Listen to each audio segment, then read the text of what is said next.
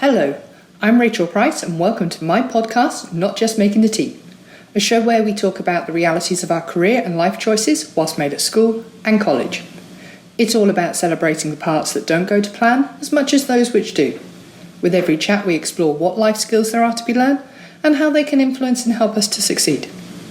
This season, the focus is on key skills and the attributes which we all need to be more successful in our everyday lives. I hope that you enjoy listening, find the topics thought-provoking, entertaining, and that they add some positive vibes to your day. So on that note, let's get started with today's topic. 8 valuable skills I didn't learn whilst in a classroom. For all of you who are career go-getters or would-be career go-getters, have you ever considered what ultimately makes you valuable in the workplace? What are the real skills you need but aren't necessarily taught in a traditional classroom setting? Throughout my academic career, as a student and as a teacher, I've learned and gained a lot from being inside the classroom. The structured learning environment of a classroom taught me not only hard skills in English, maths and science, but also how to follow and give instructions. But it should be noted that these are totally different from the skills that I gained outside of it. And although many individuals, including myself, believe schools need to be doing a better job of teaching soft skills, most schools don't teach them, or just aren't able to. If you're in the job market or are looking towards your future choices, you've probably heard more often than not the term soft skills and interpersonal skills, and these are high up there on the wish list of employers. Upon reflection, I discovered that I developed many of these soft skills through my experiences in extracurricular activities and other opportunities outside of the classroom setting. And so, in response to this, I've compiled a list of 8 of the most valuable soft skills I gained throughout the years that I didn't learn from simply being in a classroom. Number 1. Managing conflict and collaboration. In any situation, being able to work with people in a productive, collaborative manner and manage conflict with others is an invaluable asset. This is something that I learned when I gained more exposure to working with different groups of people in various work situations. And through doing this, I started to understand that the actions of this skill may look different in every position that you take. The relationships you build and nurture will impact the way that you are able to manage and resolve conflict and collaborations. Teacher-student, student-student, teacher-teacher, teacher-line manager, senior management, and the combination is never-ending. But each one needs to be understood and handled differently. Many of the skills I acquired were when I was a teacher, where I frequently ran into plenty of different opinions, attitudes and conflicts, which I've had to manage and resolve. I've also needed to continue to develop my skills whilst working in the business and corporate world.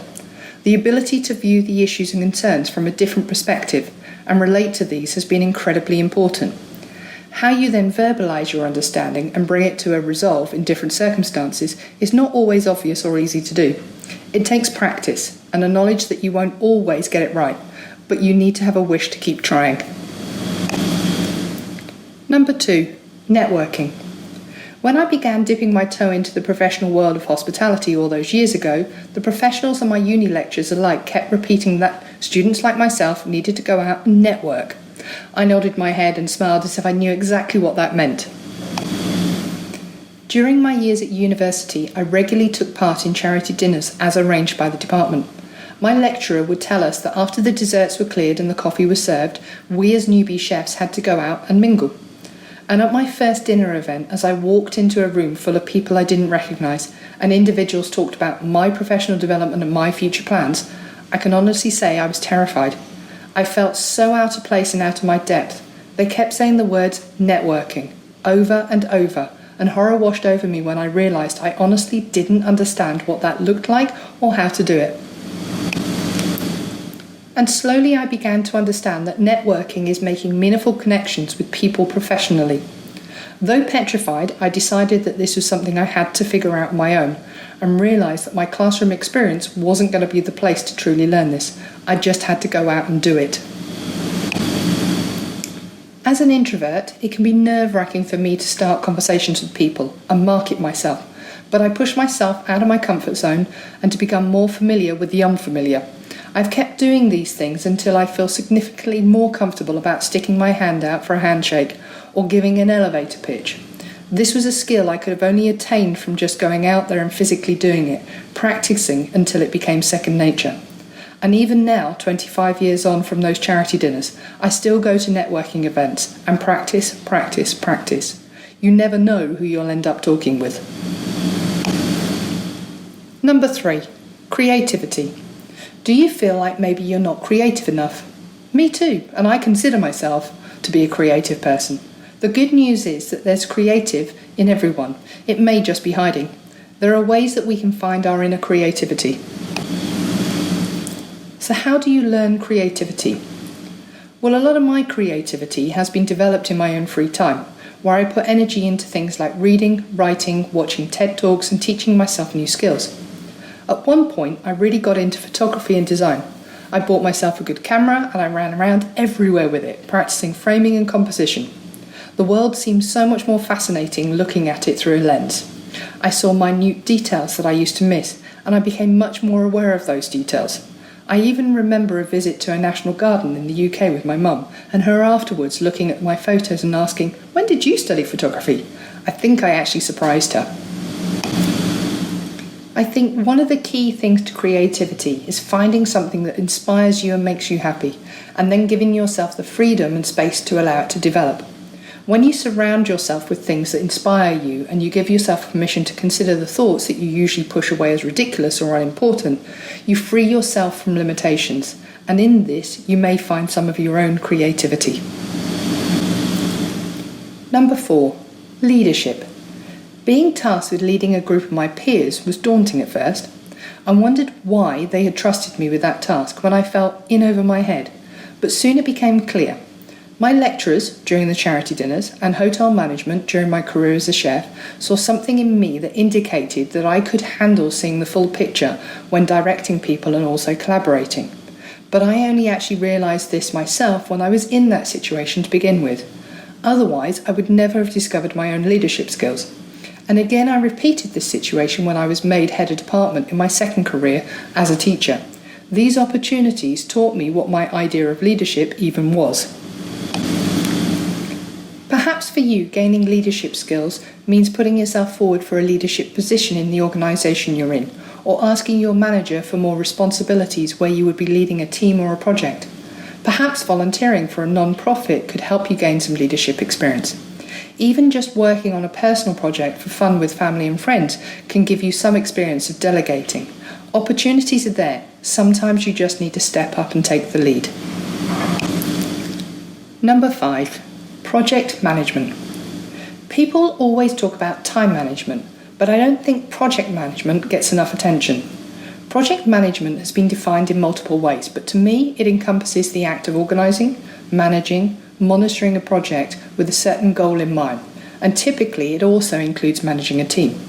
This is a skill that requires a detail-orientated eye to check for quality and an understanding of time and budget constraints, whilst also being able to see the big picture. I can honestly say that I definitely didn't learn this from a class at school. Perhaps there are business classes out there that teach these skills, but I learned this from taking the lead on ongoing projects. I learned from taking opportunities where I got to lead on projects and had to implement the tactics that make up project management, such as creating websites, creating and developing content, and delivering on plans for clients. These experiences have taught me how to boost team morale, best use our skills, and how to communicate with clients to meet their wants and needs, as well as providing them work on schedule. All key for gaining trust and repeat business. Number 6. Emotional intelligence. Do you keep hearing people say, read the room? That's an aspect of emotional intelligence, which I define as being how you handle interpersonal relationships and generally just having empathy. It allows us to truly relate to others and to understand their experiences and feel their emotions, both of which help us to communicate more efficiently and make us kinder people. Personally, I think it's just important for being a good person. Employees want workers with high emotional intelligence because it means that they're much more self-aware, better at problem solving, and that they show empathy. This translates into being employees that people want in their office. Personally, I think I gained a lot of emotional intelligence early on in life from reading so much as a child. I was able to put myself in the characters' shoes and experience what they saw and felt. And as I've got older, I've met more people who've broadened my view and challenged me, and I've always made an effort to see it from their perspective. Number 7. Communication skills. Small talk is such an underrated skill. Have you ever sat in the chair at the hairdresser's or at a doctor's appointment and it's just been silence? There's like this weird tension because neither of you knows what to say. It's uncomfortable to say the least. I've had a few of those experiences, especially as an introvert, shy and sometimes awkward person. And I've only got better and more sociable with increased exposure through talking to others. Communication is a skill that can always be improved. If you're like me and breaking the ice and making the first move sometimes makes you nervous, remember that people love talking about themselves. If you don't know what to say and don't want to use the "how about this weather" line, ask them a question about themselves. Even paying someone a compliment like "hey, I love your top" can go such a long way. If you're going to an event where you know you'll need to talk to people, you could even rehearse some icebreakers to help you feel more comfortable. Another skill I think people don't practice enough in conversation is active listening. Have you ever found yourself in a conversation half listening to somebody and spending your time crafting what you're going to say next in your head?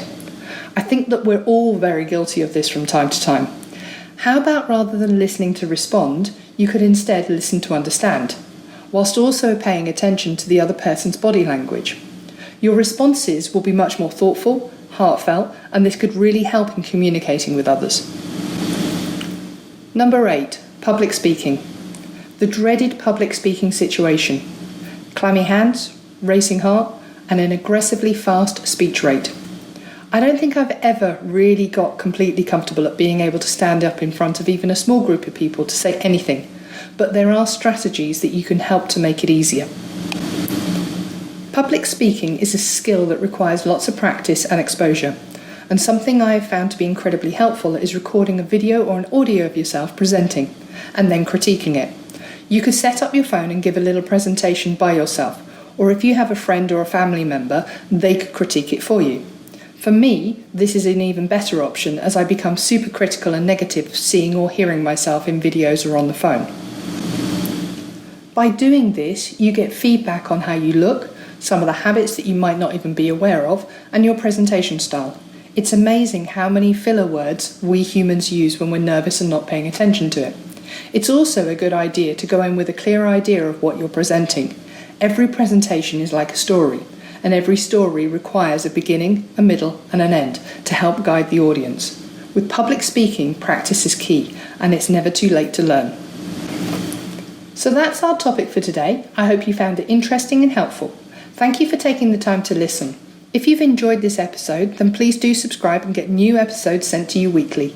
You can do that for free via Apple Podcast, Spotify, Google Podcast and more. I appreciate everyone who takes the time to listen, so please subscribe, like, tell your friends and send me any comments and feedback. Also, check out the Instagram page, Not Just Making the Tea, for more information and updates.